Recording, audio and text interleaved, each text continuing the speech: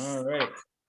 I'll call the May 3rd, 2021 Board of Selectmen meeting for the town of Newcastle to order. It is 7:13. And we'll start with any amendments to the agenda. There's a couple, just that we're not going to do the CMP transmission overview right now because they couldn't make it. So we'll push that on to another meeting.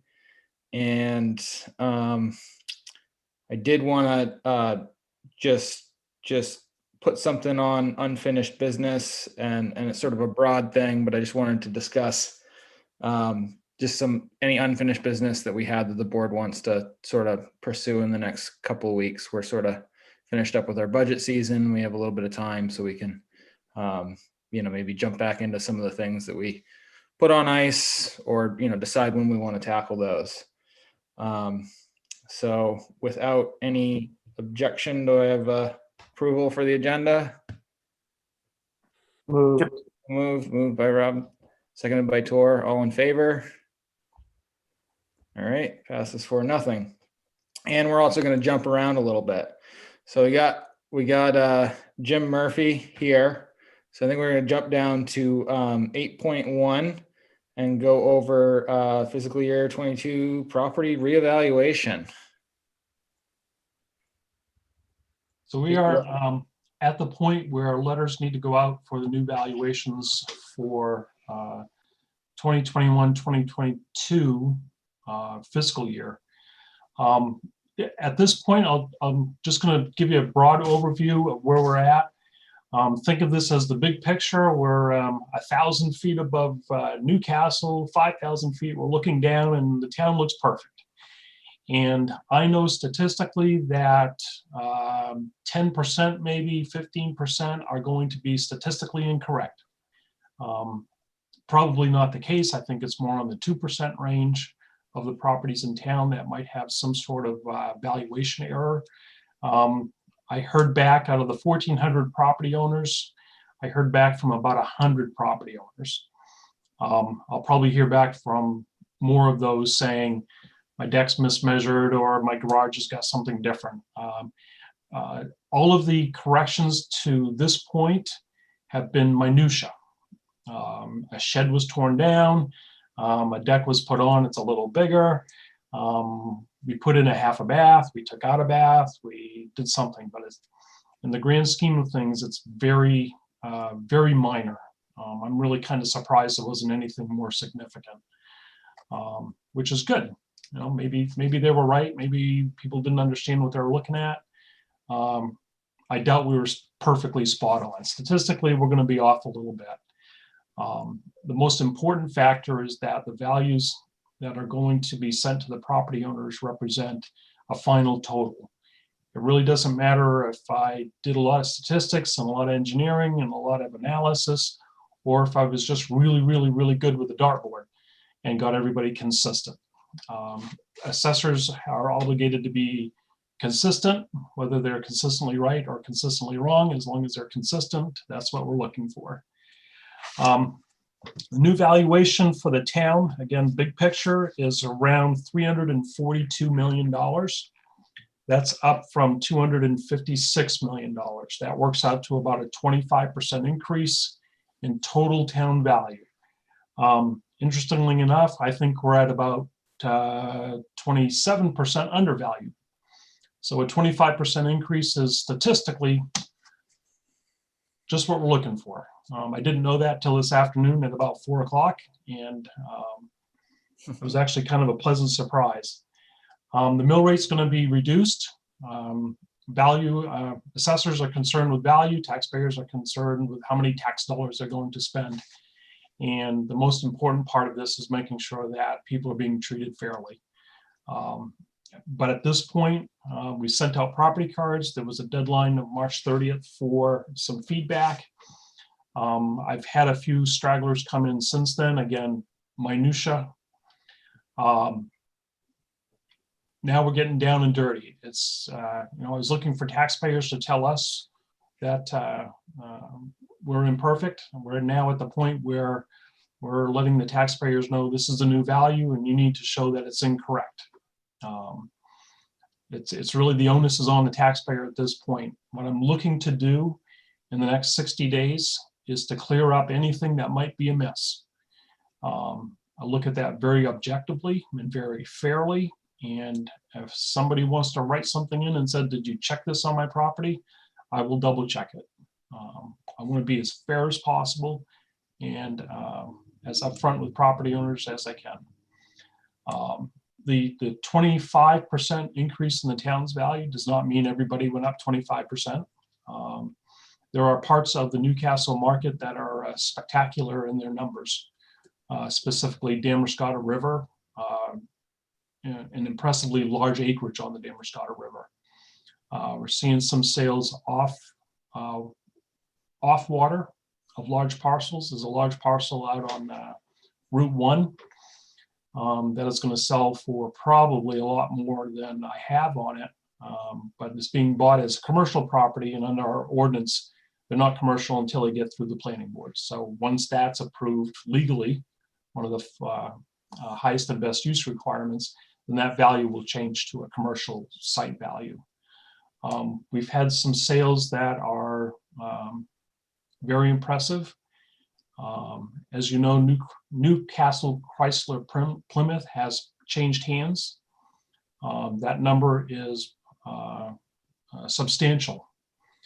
I do want to talk with the attorney, and I have permission to talk with the attorney to make sure that I have that background correct. I don't know if some going concern personality went with that sale price or if that's just land and buildings. It's important that that be differentiated. At this point, as I said, we've got about 1,430 total taxable properties, about 100 tax exempt properties, which I never saw that in one place before. That's a little surprising. And of that 1,430 properties, pretty close, half of them will have a slight increase in taxes or a large increase in taxes, and some will have a decrease in taxes. On the valuation side, 16% of the values went down, 13% stayed the same, and that's primarily rural Newcastle vacant land, and 71% went up in value. And again, this is based, this revaluation is based on the 2004-2005 baseline that was originally set there. We have not had need to make changes since then. Of all of those, of the 1,400, about 211 went up 50% in value, land and buildings in overall. Of that number, 36 of them more than doubled.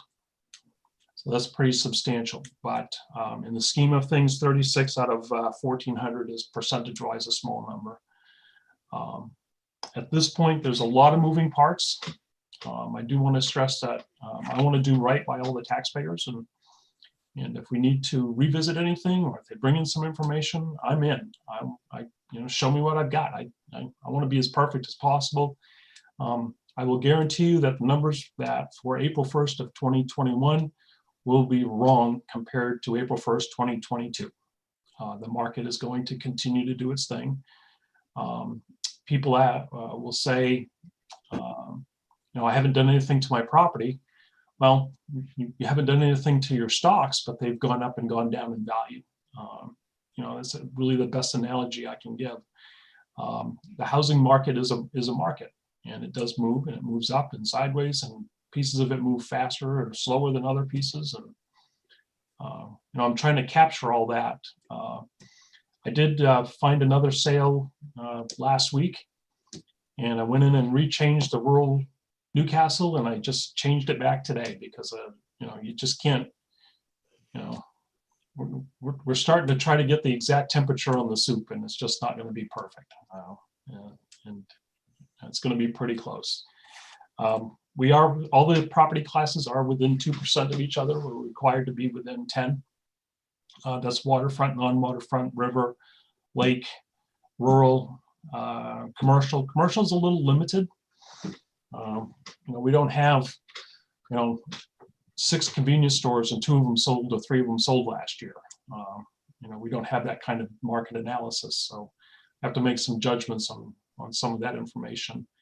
I had a nice letter from the Standard, the people at the Standard. It was technically perfect, but they used all last year's information.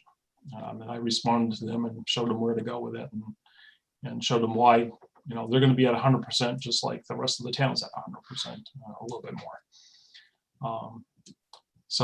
As you know, the cost of construction is off the deep end. 2x4s that were $3 are now $7.50, and it gets worse from there. Joel probably knows more than anybody. It's pretty impressive. That market, I was reading an article yesterday about lumber prices in the market, and that should relax itself back out. People who wanted to do something this year are going to wait for the prices to come down. And they call it elasticity, was the fancy word for it. And we'll see how that plays out. So there's lots of moving parts, a lot of things to do and keep an eye on. I've been very attentive my last 13 or 14 years here, and that's paying off with some pretty reasonable data points on people's properties. So we're somewhere. It's going to be an exciting couple of months. You're going to get calls. I hope you tell them the same thing that's going to be in the letter. If you've got something, let me know. I won't ever pretend to know everything there is about every single property in Newcastle. So, but it'll be a little exciting. There'll be some that are, oh my gosh, but all the sales data is in the office, and we'll figure out if we need to show it to people or how we can do that, or we'll put it on the picnic table and they can flip through it. We'll do what we need to do. It's a big project, and we've done it in the right time frame. I think that Newcastle is almost decided we're set up on the assessing side as better than anybody else in Lincoln County. We're on top of the market. We understand what's going on. We've got good inventory data. Every town around us is going to need a revaluation in the next, say, 18 months to 3 years. They're all going to be at 60%. They're going to be under state standards. And they're going to have to take some action. And it's not going to come quickly. There's not many of us revaluation people to do revaluation work out there. And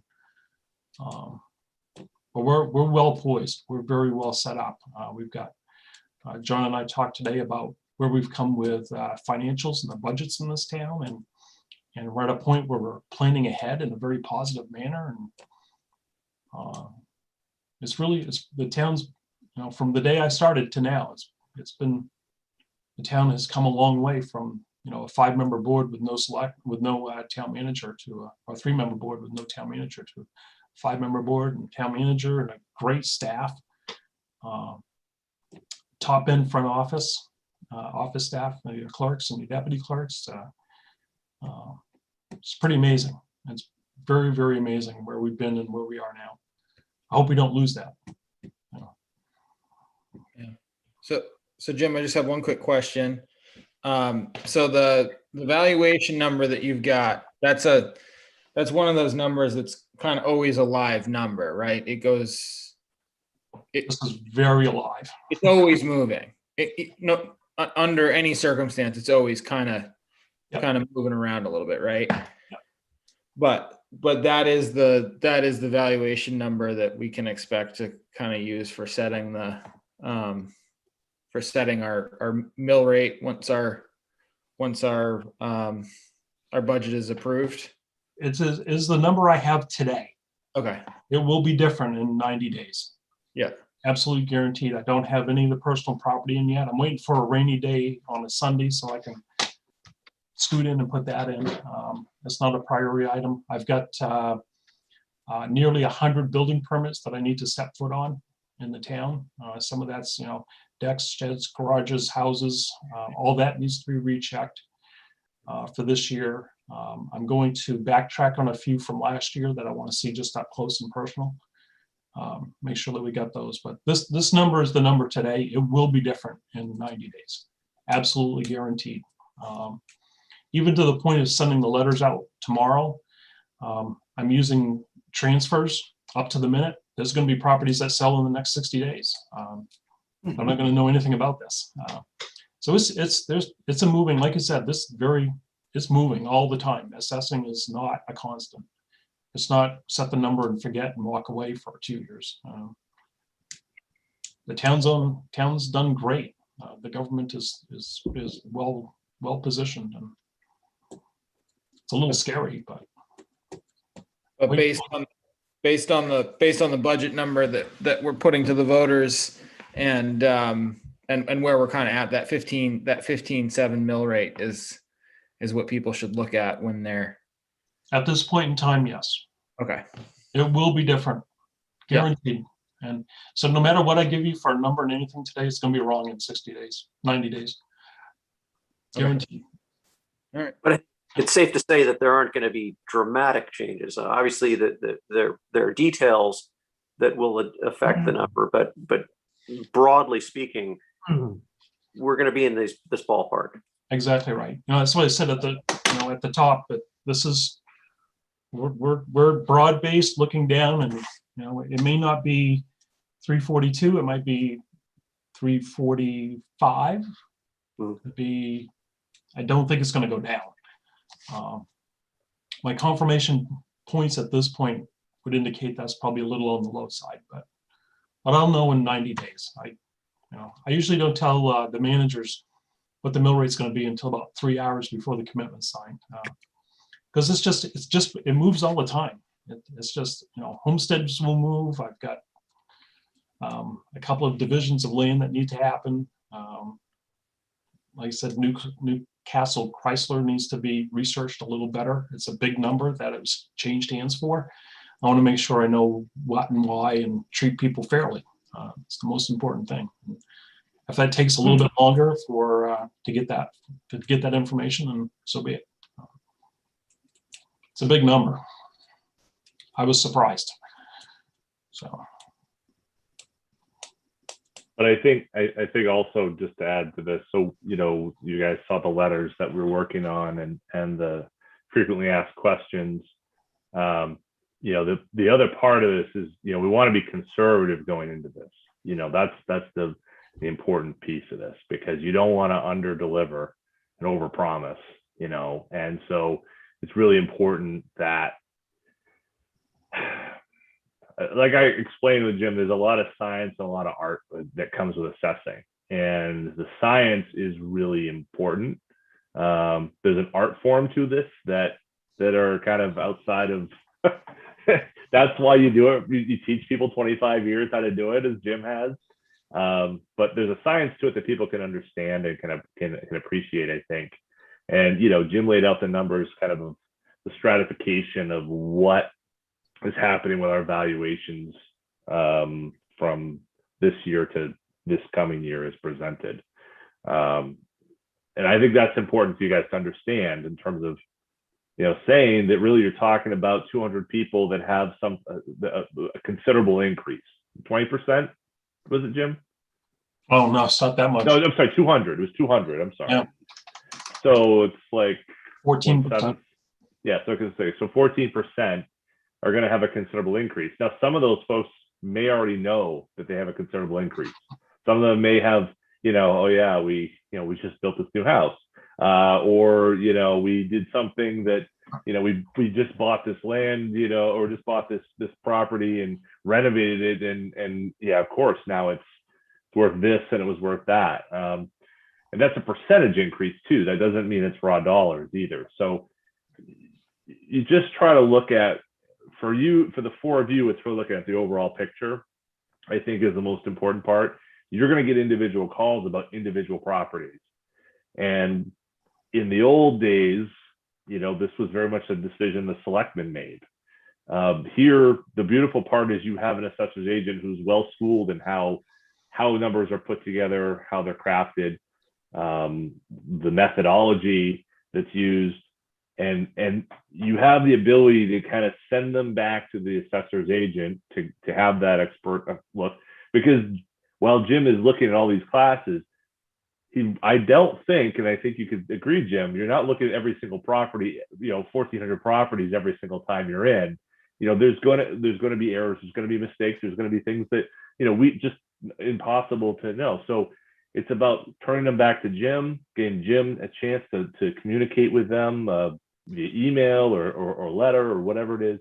And there is an abatement process. There is a way if ultimately that relationship doesn't hit the mark, they're not satisfied with their number, there's another process beyond this. So it's a long road that for folks that are not content or aren't satisfied with the number. But there's the important piece, and it's laid out kind of in that FAQ, is that folks really need to rely on the fact that it needs to be more than an opinion-based argument. It needs to rely on facts and figures and something more than simply this is my feeling. And that's a hard thing, because yes, people buy property with a feeling perhaps, but with the numbers and the volume with which we've seen over the last 3 years, there's a picture that's painted, and that's the picture that's represented in these numbers. So I think we have a process to start here, and I think these letters are going to probably raise a lot of eyebrows, and there's going to be a lot of concern. You will get phone calls, you will get emails, I'm sure. But I think the most important thing is we have a process available to them to kind of channel those things through, let people, get their information to Jim so he can see individually each of those properties. And then, there is a process. If they're unsatisfied with how that process works, that it does come back to the 5-member board of selectmen at some point.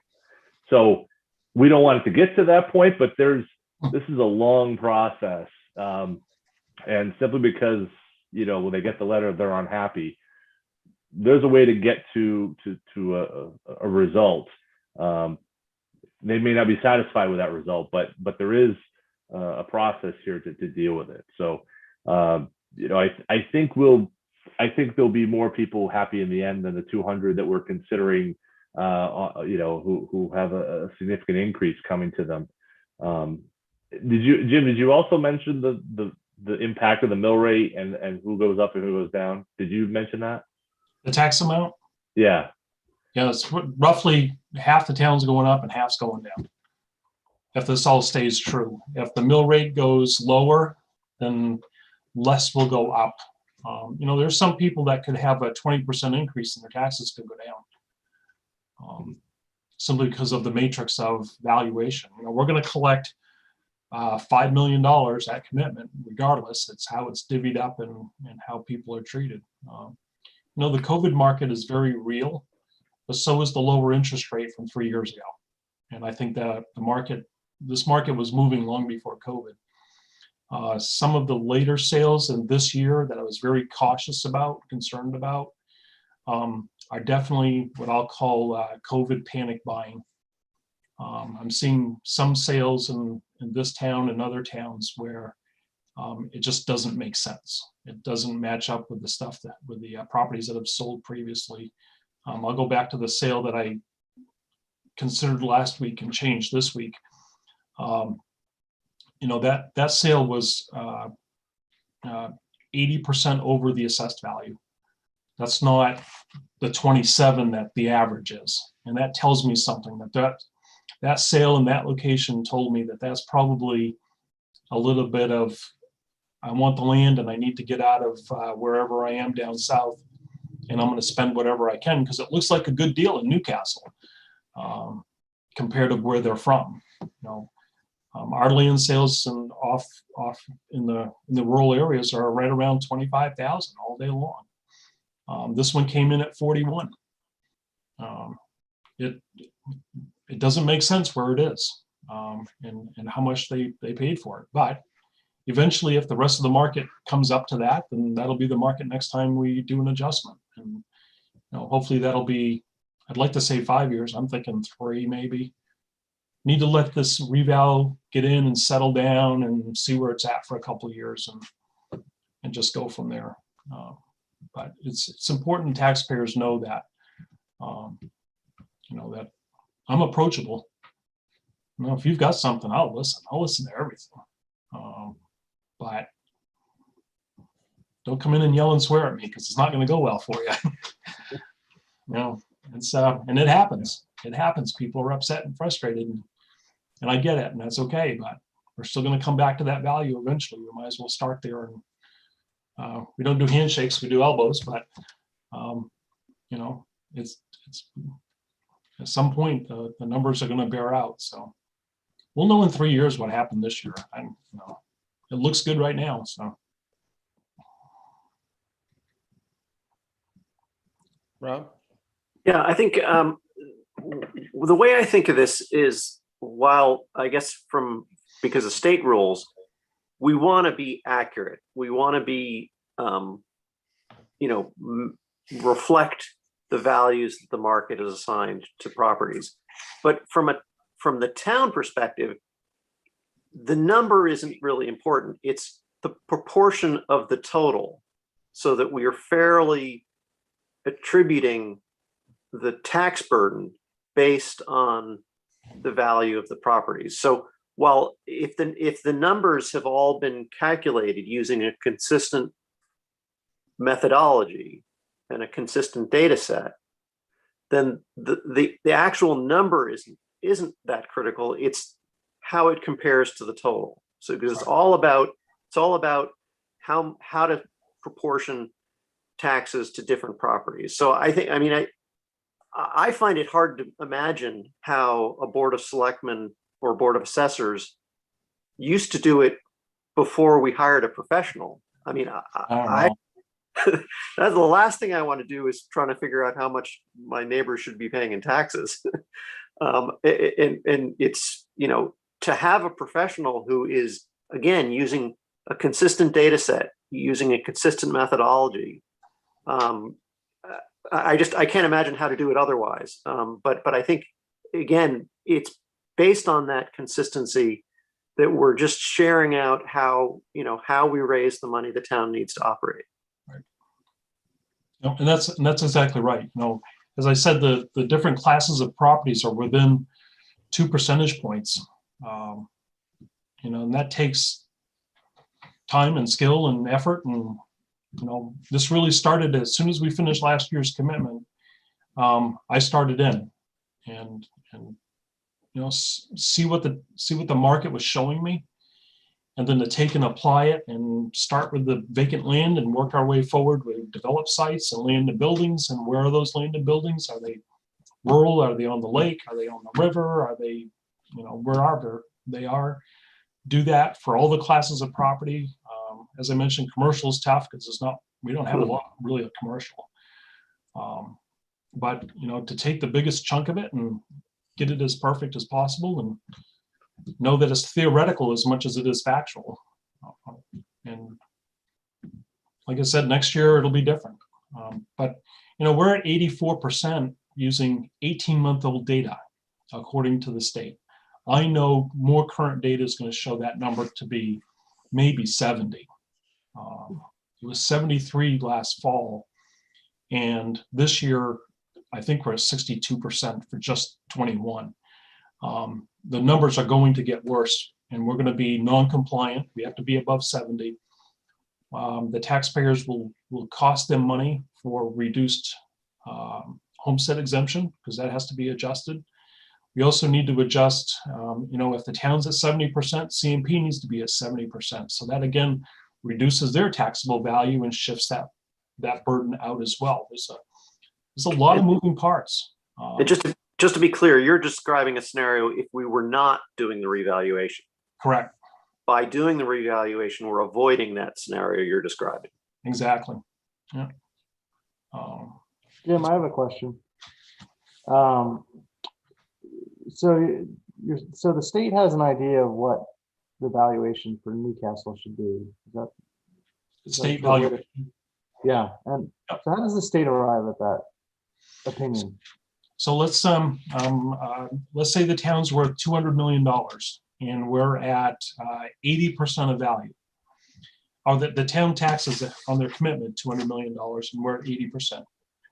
The state is going to take our $200 million value and move it up to 100% valuation on a statistical basis. So we're going to be valued at $240 million, let's say. They do this across the board for all the towns in Lincoln County and across the state. And that number, that full valuation is used to provide us revenue sharing distribution from the county as to what our percentages are, school budgets, any other reimbursements from the state that we might get is based on that valuation. So regardless of where the town is percentage-wise, the state valuation is based on 100% full value, and that audit is done every single year. They use if there's enough sales, they use a 12-month basis, and that's why I know that our numbers are going to get worse because the state percentage is old. I got to think backwards.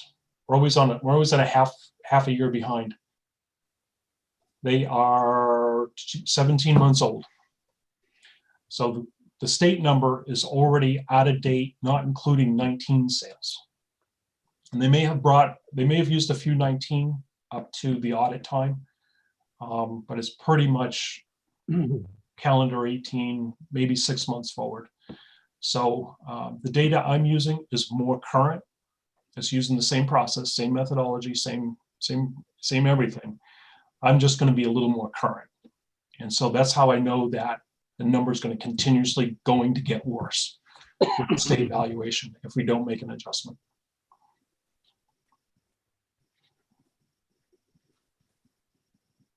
Okay, thanks. Anyone else have anything for Jim? Any questions? No. All right, Jim, that's great.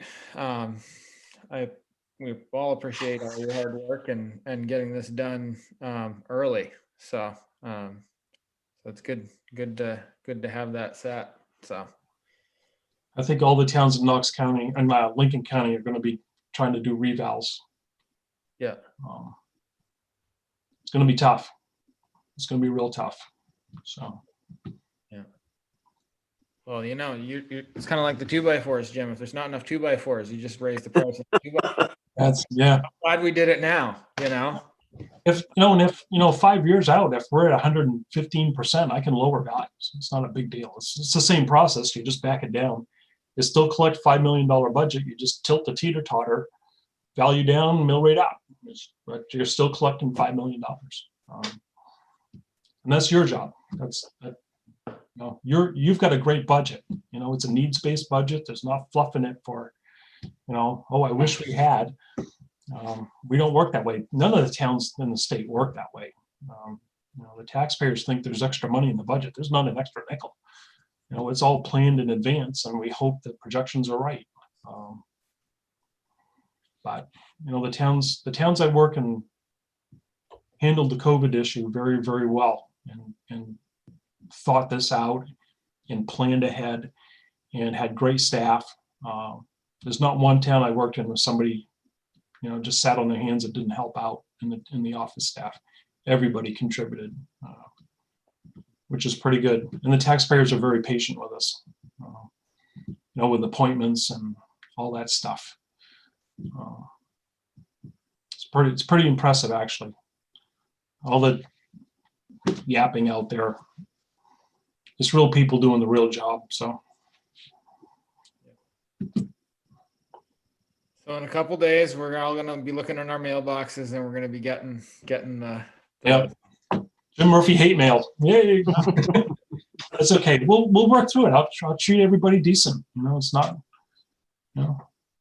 I can be right and I can be wrong, but the numbers are not in their favor. But I do listen. I do want to hear from people. And just remember, for those watching, Jim's in the office on average once a week. So, and he's out of the office. He's doing a lot of the checks on on his building permits right now. So for folks who are watching, I know the board got the letter now, and everyone else is going to get the letter in their mailbox. But basically, the best way is, send your contact. Email is great because he can get to it when he gets to it, and he'll work through those emails and through those letters and through voicemails, and we'll work through all that. Not voicemails. Well, yeah, it's a thing. Yeah, but the point is people can get in contact with you and you can work through that, right? Because we want it in writing, right? The reason for writing is to document. Right. Everybody who sent in something, I have it in a 3-ring binder. It's not sorted at all; it's just plugged in there. But it's to protect the taxpayer. It's like, did I actually look at something? Yes, I did. I won't remember phone calls 8 weeks from now. It's just the volume. But I'll have a if somebody sends me in an appraisal, I'll look at it. Maybe there's something in there that I don't know about. Right. Yeah, I'll look at everything. But the point is, if folks are calling the office on a Tuesday and Jim's not there, that's not, there is a process to have him get back to you. So folks need to not worry about, they can, send that information in written format at any time. And we can make sure that gets to him. But, Shelley and Jody and Michelle and I and Ken, frankly, we are not the people to talk to about your value, unfortunately. There's one person in our office who will work through those numbers and revise them and get them back before the boards to prepare a commitment in late July. But you need to talk with Jim Murphy about your valuation. That's been true the first 5 years I've been here, and it will be true through this process, and it'll be true beyond. So I hope folks take that opportunity and have a chance, if they have questions or concerns, to reach out to him directly.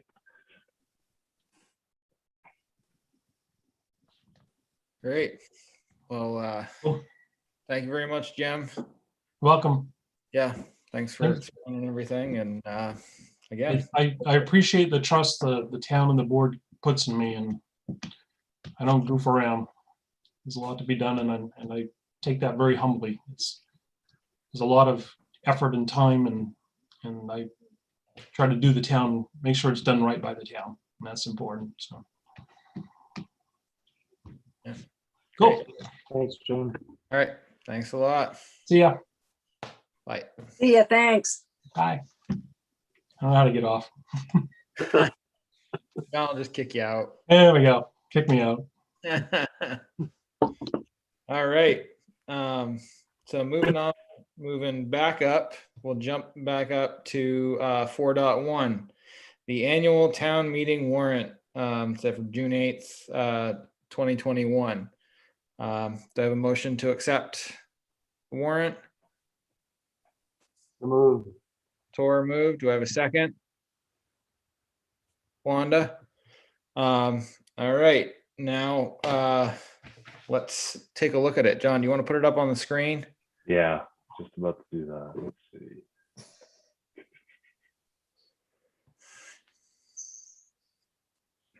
Okay.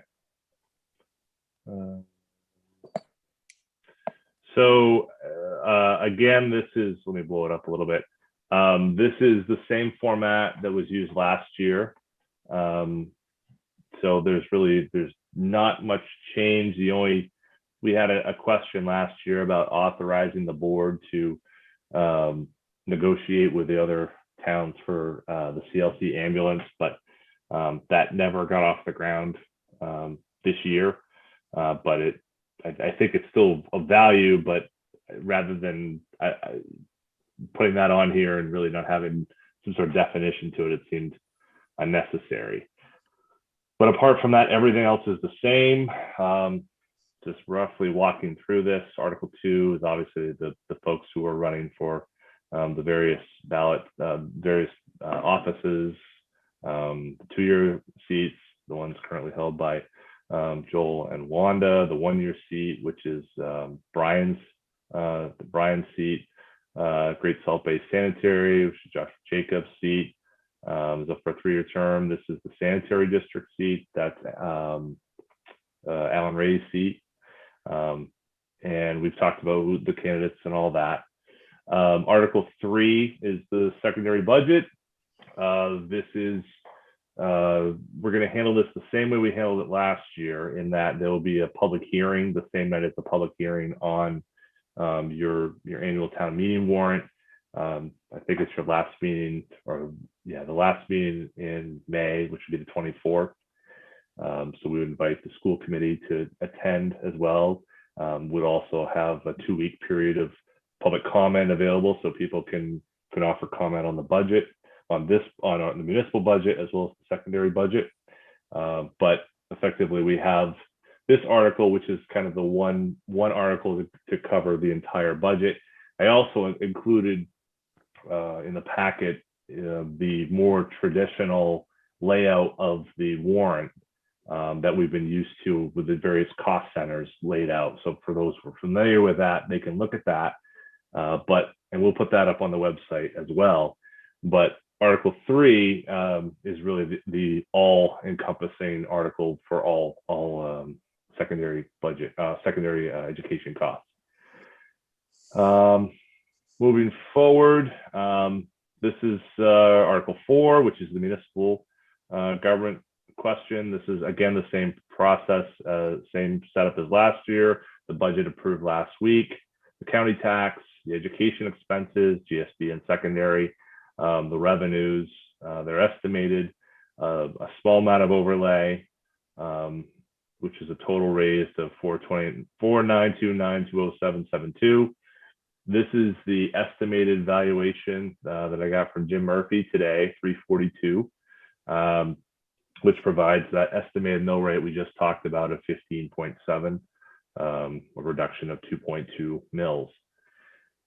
So that's the budget question as presented from last week, or as I guess approved from last week. Article 5 is a consolidation of a number of those articles that has been voted upon in past years, and we worked with Peter Drum last year to somewhat consolidate them into a singular article, so that way we didn't have 26 articles to vote on. So this is that item. And then the remainder of Articles 6 through 11 are merely the articles which could not be voted upon as part of that somewhat combined article. And I'm certainly glad to answer any questions about any of those, but that's really the layout of how the warrant is set up for this year. Yeah, looks good. Anyone have any questions or comments?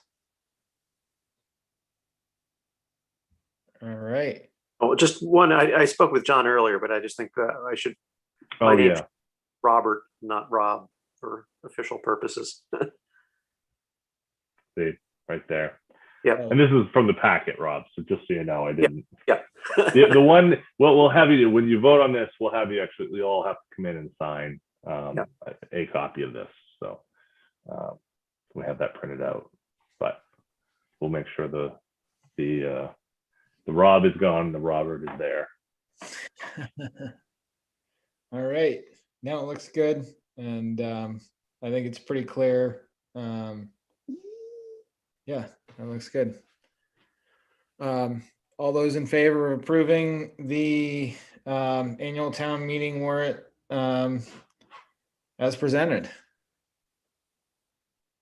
All right, that passes 4-0. Great. So we got that out of the way. Now I just wanted to I'll move down to just call it 5.1. I'm just going to call it unfinished business. We only have 2 meetings left until the election, I think. So the board's going to be changing a little bit. And I was just looking at the things that we've, we started discussing the marijuana ordinance. And I just sort of suggest that maybe we pick that up with the new board. The new board pick it up and sort of run with that rather than having a couple meetings discussing it and then having different membership and going through that all over again. But I was just sort of looking at, a few of the things that this board has been a part of that maybe we want to sort of take a look at so that when new membership comes in, they don't have to deal with getting completely up to speed on everything we've been doing. And one of the things was just sort of the lighting on Academy Hill and in town and just sort of all around with the new streetlight conversion that we did. And I think it would be good to sort of, I know John just got the controllers for that. And we haven't really had a chance to play around with it, but I was going to suggest that at least at our next meeting, we sort of discuss a good plan on how to move forward with that, and maybe John can play around a little bit before that. We can get some sort of an idea as to where to adjust stuff at. But I just wanted to make sure that we kind of had that in line, and if we needed to do a workshop for it or something, if there was a lot of interest or it seemed like it was something we really need to work on as a board, I was going to see if there was any interest in doing that or what the board sort of felt. Anyone have any thoughts? So Joel, just to clarify, were you proposing to wait? You wanted to take care of this before in the next two meetings? Is that what you were? Yeah, I'm thinking that was but I also wanted to make sure that, we were taking care of things and we weren't letting things slide that we wanted to get taken care of. So it's the race to the finish line, Yeah. Rob? Well, I think the other item, I mean, I think that hopefully would be a fairly focused issue to resolve. But I think the other issue is the list of roads projects that we've approved a budget with a total, but we haven't really gotten into which projects we want to prioritize, and that I think we need to do that in a timely manner to give the road commissioner direction. So I think that's something that we need to get resolved. So I think that's a discussion we need to have, and we need to come to a conclusion fairly promptly, so we can so he's sort of a road commissioner, or we can have a plan of how the town's gonna execute those projects. Sure.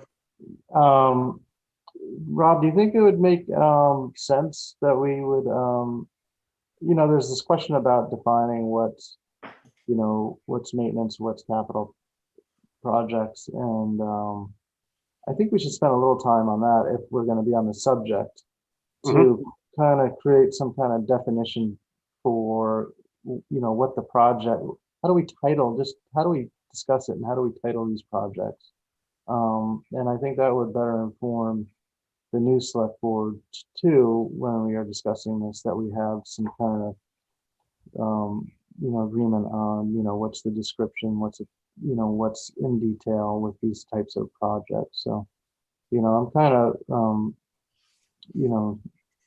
I'm always looking for something to pass on to the next generation, somebody that takes my seat in the future, because I know when I took the seat, I had questions, and so I always look at it as who's the next me in this seat, and then are they going to have the same questions, and is there information or some way that they could sort of grasp onto these issues quickly, because I think the faster new members can grasp the concept, I think the more efficient the select board can perform. So that's my so that would be my sort of recommendation, is that we spend a little time on sort of the broader discussion on what these road projects are and what's capital projects and what's maintenance.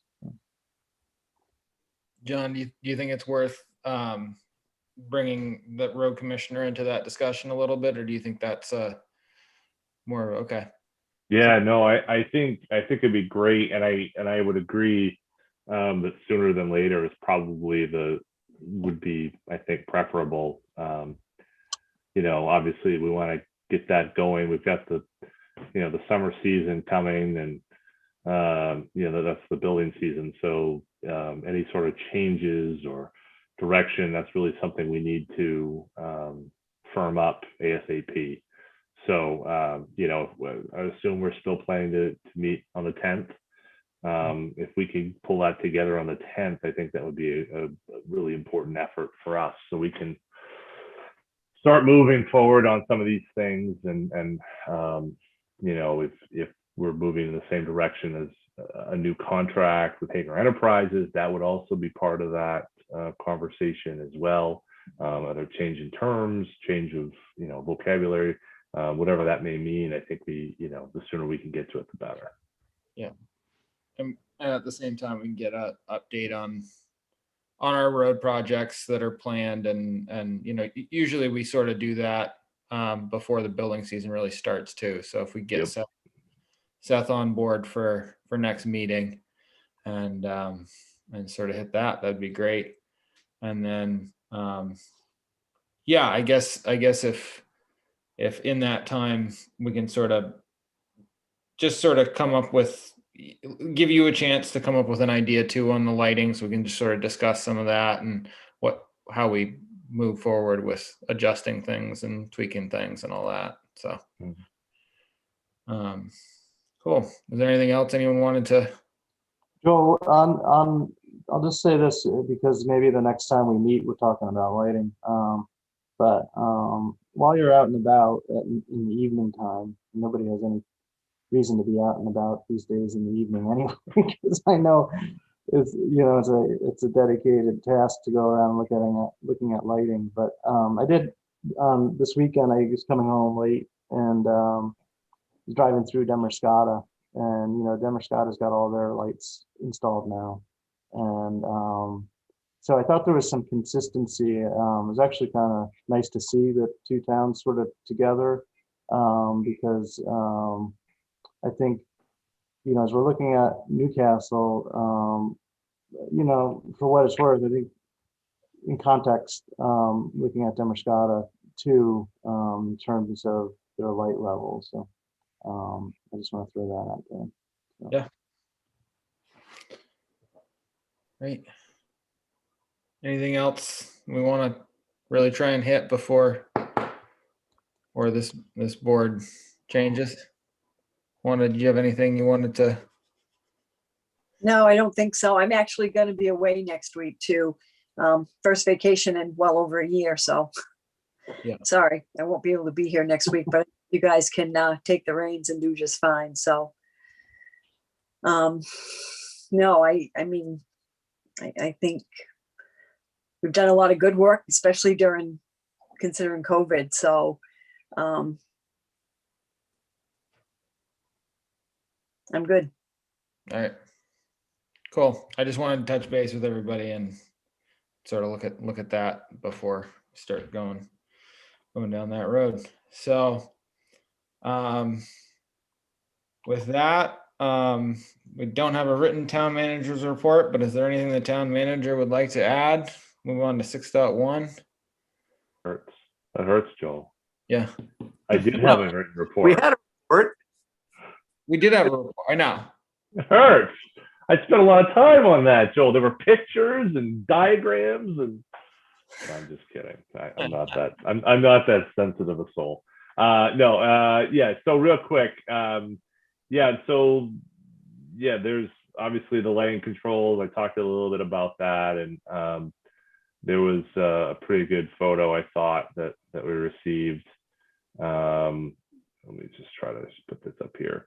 It kind of shows the lack of uplight. I mean, you can see a pretty clear cone of what's coming out of that light and not a whole lot going up with it. So thanks to the rain or a little bit of mist, I guess, that kind of helped show that. But I think it gives you a really good, clear representation of, it shows the light right in front of it and right below it, but you look up on the lawn, just adjacent to it, and it's dark. So I think that there's a lot of good with these street lights. Certainly compared to the old style, it's a night and day difference. We did have a number of lights in locations that were not working, and we were paying for.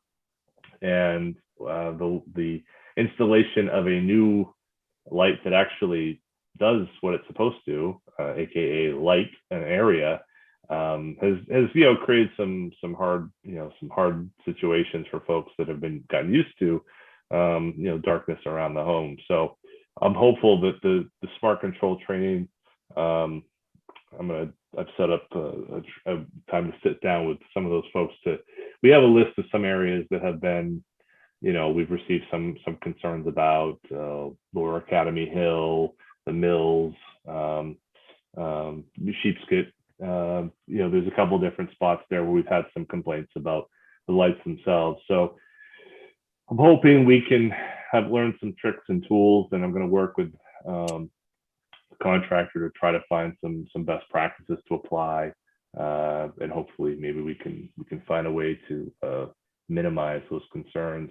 But I think the lights themselves are good. I think they've worked well for what we need them to, and so we'll see if we can make a better situation for folks. So that's really the goal in the end, so there's that. And then the only other one I wanted to talk about, just below that, was the access sign at the beach. We've been asked to remove the beach portion of this. So Damascotta Lake access will be the new term on the sign, but effectively, have that area open dusk to dawn, no smoking, vaping, consuming alcohol, no dogs, May to September, carry in, carry out. I think that, unfortunately, we have to put things on signs that are kind of obvious, I think, for most of us. It's such a small space that, unfortunately, you have to have a lot of rules when people have a hard time sometimes of relating with others. I would love to have a situation where, we could not have to have signage to do some of this. And the dogs may be the toughest one, because certainly in the summer there's nothing better than when you have a dog to bring them to some cold water and enjoy it. But it's some folks don't seem to be able to keep them on leashes, and don't seem to be able to manage their animals around people with small kids, and it's a real problem. So outside the May to September guideline, when it's not as busy and not as packed over there as it can be on a warm day, we try to allow for that. And if there's changes and opportunities that it's a sign, it can be changed at any point. But unfortunately, over the last few years, really the entire time I've been here, there's always been, the moment we have that first warm day in late May, the calls start coming in about concerns about things going on at the access area. So anyway, we'll just wanted to make you aware of that. Going to try to find a place to somewhat nestle it in, so it's not so obvious as you're driving across the bridge that a big sign staring you in the face. But the idea is to try to find a good spot so it's conspicuous and people are aware of it, but maybe not something that's neon of sorts, not actually neon, but you understand my point of kind of screaming in someone's face, open dawn to dusk. We don't want to yell at them. We just want to tell them politely that's what we want to do it. So that's where we're at right now. And thanks to some of the residents in the Mills who worked on a survey that helped to come up with some of these concerns that we put on the sign here, because that's really where the concerns came from, but also some of the things that were most concerning for neighborhood, not just those who are right next door, but the entire neighborhood there in the Mills. So. John, how big is that Okay. sign? What's that? How big is that sign? Oh boy. It's trying to find the signage. Oh, he didn't send me the new dimension. I don't have the dimension for Okay. the first one was more of a portrait style, but I wanted to turn it sideways because it just looked like a mess of words with the portrait setup. So by going sideways, we were able to somewhat make it a little bit more legible. But I don't have the dimensions, so The one I'll in- get. The one in Noblesboro is quite large from my recollection. Like could be 3 by 5. So Yeah, I don't want that big. I'll say, I'm hoping that isn't this one isn't No. that big. Yeah. No, if it's 3 by 5, then I'm going back to the drawing board. Okay. Yeah, no, the conspicuous is really conspicuous, but not yelling at you in the face is really the name of the game. It's such a small space.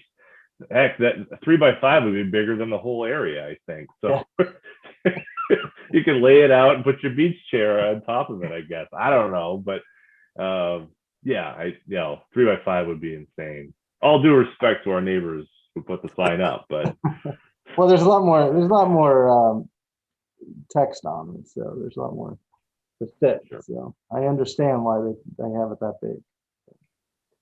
So John, I apologize. When I clicked on the link, when I got it in my email, if you click to the left of it, you only get the agenda, yes, like all underlined. So I just clicked on it yes, and I only got the agenda. yes. So I hadn't seen the actual packet. Because you click on one, it's all underlined. It looks like it's one thing. I know. Two things. Rob and I had this conversation, I Oh think, my last goodness. time. I Rob did- was like, I only got the agenda. Yeah, John, I know what you mean. It all runs together, right? Yeah. I'll have to take back all those awful things I said about you. I said, man, John's really slacking on this packet. It's an agenda and that's it. No, this is great. This is the best report you've ever done. And I didn't even see it. Oh my goodness. Oh my goodness. This is Now you're just trying to make up to me now. Yeah. I see now through I this. got all my reading to do afterwards. That was really weird because it took me like 6 tries and then all of a sudden it came up and I was like, how did this happen? Well, Anyway, once you're in Civic Clerk and you get the email, it's all going to be laid out for you. It's going That's to work all. great, honestly. So, all right. No, that's great. This is wonderful. All right. Oh, Good. and one thing I should mention before I go, Casey Stevens has been appointed as the interim chief, and he'll be at the fire station on Fridays. So folks who need access to the fire chief in some capacity, usually burning permits, you can reach him there. Certainly you can reach him by phone, email, whatever.